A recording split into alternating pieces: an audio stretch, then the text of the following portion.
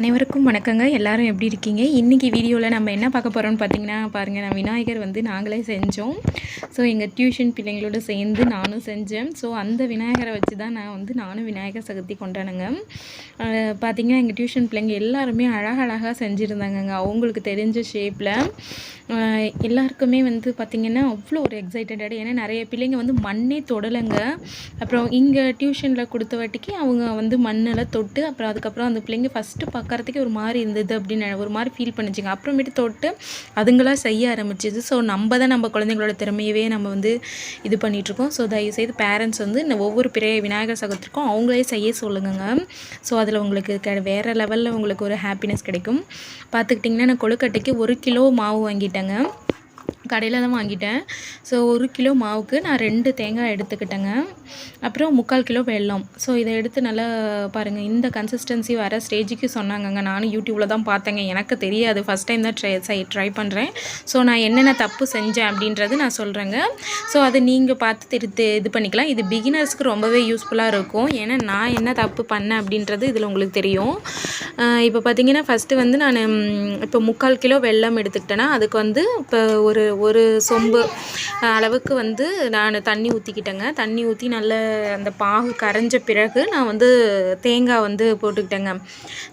தேங்காய் நல்லா குட்டி குட்டியாக நல்லா துருவிட்டு அதை போட்டுக்கிட்டாலே போதும்.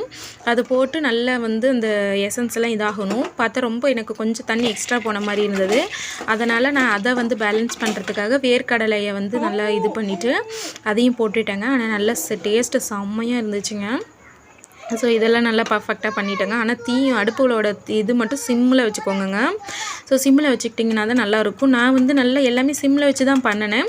சரி லாஸ்ட்டு தானே, சரி அப்போ அதை கொஞ்சம் ஹீட் அதிகமாக இருந்தால் அது நல்லா சீக்கிரம் இதாகிடும்னு சொல்லிவிட்டு நான் வச்சுட்டு இந்தாண்ட திரும்பிட்டு இருந்தேன். பார்த்துக்கோங்க, சட்டின்னு திரும்புறதுக்குள்ளேயும் வந்து அடியில் தீ பிடிக்க ஆரம்பிச்சிச்சு. நல்ல வேளை தப்பிச்சிருச்சு, என்னுடைய அந்த தேங்காயோட அந்த இது வந்து தப்பிச்சிருச்சு. இல்லைன்னா அவ்வளோதாங்க, அப்படி தீஞ்சிருக்கும். ஸோ இது ஒரு தப்புங்களா, ஃபஸ்ட்டு மிஸ்டேக்கு. செகண்ட் என்ன பண்ணிட்டேன்னா, அந்த கொழுக்கட்டைக்குன்னு ஒன்று கொடுத்தாங்களே, அந்த பிளாஸ்டிக் டப்பா, சரி அதை வச்சு செஞ்சு பார்க்கலான்னா அது வரவே இல்லைங்க சுத்தமாக.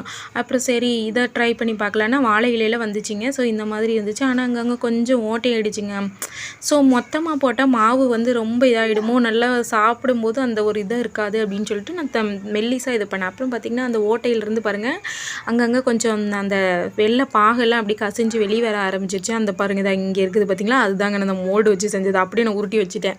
சரி இவனுங்க பண்ணுற டென்ஷனில் வேறு நான் சரி இப்போ அப்படியே வச்சலான்னு வச்சுட்டேன். அப்புறம் பார்த்திங்கன்னா நான் சரி இதில் எப்படி தான் என்ன தான் இதில் சொல்கிறீங்களே செஞ்சு தான் பார்த்துருமேன்னு சொல்லிட்டு சரின்ட்டு ஃபஸ்ட்டு மறுபடியும் எண்ணெய் ஊற்றிக்கிட்டேங்க. ஆனால் எண்ணெய் நிறைய செலவாகிடுச்சிங்க. ஒவ்வொரு தாட்டியும் எண்ணெய் ஊற்றி பண்ணிகிட்டு இருந்தேன். ஸோ அதுக்கு நம்ம பழைய மெத்தடே எவ்வளவோ தேரலாம். அந்த வாழை இலையை வச்சு செஞ்சோம் இல்லைங்களா, அது வந்து கொஞ்சம் எனக்கு பரவாயில்லையாக தெரிஞ்சிச்சு. இதுக்கான எண்ணெய் செலவாகிடுச்சிங்க. ஸோ எண்ணெயை வச்சு பண்ணவும் தான் அந்த கரெக்டான அந்த மோல்டு வந்து அந்த ஷேப் வந்தது. ஸோ வந்து இப்போ உத்ரன் வேறு அந்த கொழுக்கட்டை அந்த விளம்பரத்தில் பார்த்துட்டு எனக்கு வேணும்னு கேட்டுகிட்டே இருந்தாங்க. சரி அவனுக்கு இதே மாதிரி பண்ணி கொடுத்தா தானே அப்போ கொழுக்கட்டைன்னு நம்புவான்.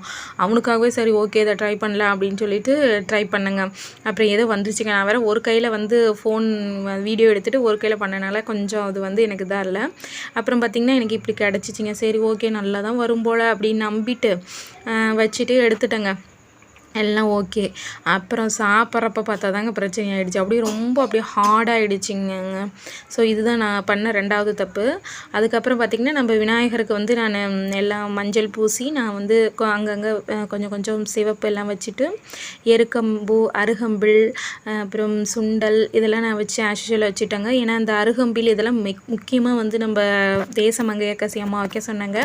ஏன்னா இதெல்லாமே வந்து இதெல்லாம் நம்ம பார்க்கும்போது தான் நம்ம மனசுமே வந்து நம்ம மனசுக்குள்ளே இருக்கக்கூடிய அந்த இந்த விஷயங்கள் எல்லாமே இதாகும் அப்படின்னு சொன்னாங்க. ஸோ இதெல்லாம் பார்க்கும்போது நமக்கு ஒரு டிஃப்ரெண்ட்டாக, ஏன்னா நம்ம இதெல்லாம் அதிகமாக நம்ம பார்ப்போம், ஆனால் அதுக்கான இது பெனிஃபிட்ஸ் என்னன்னு தெரியாது இல்லைங்களா. ஸோ இதெல்லாம் வைக்கும்போது அதோட பெனிஃபிட்ஸ் வந்து நமக்கு மைண்டில் இதான மாதிரி இருக்கும். அதோட நற்குணங்கள் வந்து நமக்கும் கிடைச்ச மாதிரி இருக்கும். ஸோ அதனால தான். அப்புறம் தேங்காய் இது பண்ணி வச்சுட்டு அப்புறம் விநாயகர் அகவல் வந்து பாட சொன்னாங்க. ஸோ அதனால் விநாயகர் அகவல் பாடினாங்க. நான் ஃபஸ்ட் டைம் வந்து நான் கொழுக்கட்டை ப்ரிப்பேர் பண்ணி ஃபஸ்ட் டைம் நான் வந்து இதை பாடினேன்.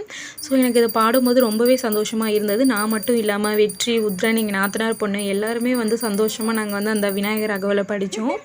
ஸோ அதை படிக்கும்போது ரொம்ப மனநிறைவாக இருந்தது. ஏதோ டிஃப்ரெண்ட்டாக நம்ம பண்ணுறோம் அப்படின்ற மாதிரி இருந்தது. அது மட்டும் இல்லாமல் என்னோடய குழந்தைங்களும் இது வந்து ரொம்பவே ஆர்வமாக வந்து நான் சொல்ல அந்த தமிழ் வார்த்தைகளை வந்து அழகாக உச்சரித்தாங்க.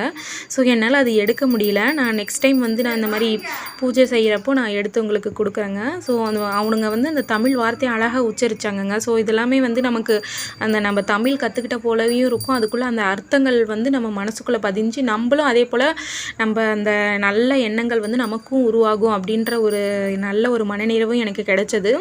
ஸோ வந்து எல்லாருமே நிம்மதியாக வந்து சாமி கும்பிட்டு நாங்கள் கொழுக்கட்டையெல்லாம் எடுத்து சாப்பிட்டோங்க.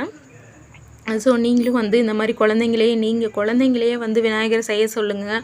அதையே செஞ்சு உங்களோட பூஜை அறையில் எப்படி ஒரு ஷேப்பாக இருந்தாலும் பரவாயில்ல, நம்ம குழந்தைங்க செஞ்சு தானேங்க. ஸோ அதை வச்சு நீங்கள் செஞ்சு பாருங்களேன். இந்த மாதிரி பண்ணி பார்க்கும்போது ஒரு தனி சந்தோஷம் தாங்க. ஸோ நம்ம கோயிலுக்கு போக முடியல, அதை பண்ண முடியல, நம்ம வெளியே போக முடியல அப்படின்னு நினச்சாலும் இந்த மாதிரி சின்ன சின்ன சந்தோஷங்களும் ரொம்பவே நல்லா இருக்குதுங்க. மனசுக்கு வந்து ஒரு வித்தியாசமாக இருக்குது. ஸோ இந்த மாதிரி நீங்களும் ட்ரை பண்ணி பாருங்கள். மெயினாக இது வந்து குழந்தைங்களுக்கு ஒரு நல்ல ஒரு ஹாப்பியாக இருக்கும். ஏதோ நம்ம அம்மா டிஃப்ரெண்ட்டாக செய்கிறாங்க. அதுவும் உத்ரன்லாம் அந்த கொழுக்கட்டை செஞ்சு முடித்து கொடுக்குற வரைக்குமே ரொம்ப பொறுமையாக அமைதியாக வெயிட் பண்ணிகிட்டு இருந்தான். அது வரைக்கும் ரொம்ப சந்தோஷம். இதெல்லாம் நல்லா தாங்க போணுச்சு. மறுநாள் நம்மளுங்க என்ன பண்ணிட்டானுங்க பாருங்கங்க, அப்படியே உடைச்சிட்டானுங்க. ரொம்ப அப்படியே மனசே கஷ்டமாக இருந்தது.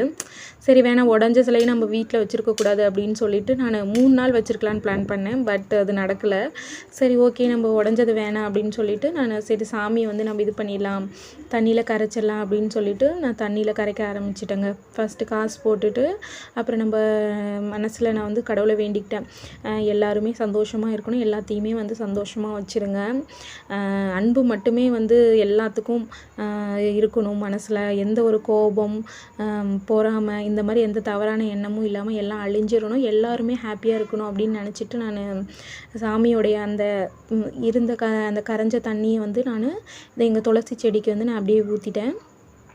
ஸோ அவ்வளோதாங்க, என்னோடய விநாயகர் சதுர்த்தி விலாக் இப்படி தான் முடிஞ்சது. ஸோ உங்களுக்கு இது பிடிச்சிருக்குன்னு நினைக்கிறேன். பிடிச்சிருந்தால் லைக் பண்ணுங்கங்க. ஸோ நம்ம சேனல் பார்த்திங்கன்னா 94% வந்து பார்க்குறாங்கங்க, ஆனால் சப்ஸ்கிரைப் பண்ண மாட்டுறாங்க. ஸோ சப்ஸ்கிரைப் பண்ணவங்க 5% தான். 94% பார்க்குறாங்க, ஆனால் சப்ஸ்கிரைப் பண்ண மாட்டுறாங்கங்க. ஸோ அந்த சப்ஸ்கிரைப் பட்டனை ப்ரெஸ் பண்ணுங்கங்க. அப்போ தான் எனக்கு ஒரு மோட்டிவேஷனாக இருக்கும் நெக்ஸ்ட் வீடியோ ப்ரிப்பேர் பண்ணுறதுக்கு. அது சப்ஸ்கிரைப் பண்ணுறது முற்றிலும் இலவசம் தாங்க. ஸோ சப்ஸ்கிரைப் பண்ணிடுங்க.